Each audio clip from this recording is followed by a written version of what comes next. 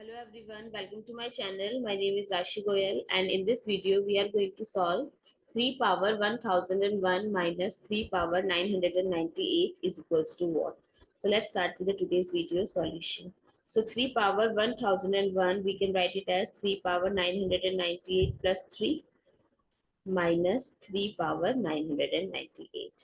According to exponent rule, x power m plus n, we can write it as x power m times x power n. So it becomes 3 power 998 times 3 power 3 minus 3 power 998. So I can take 3 power 998 as common. So what is left? 3 cube minus 1.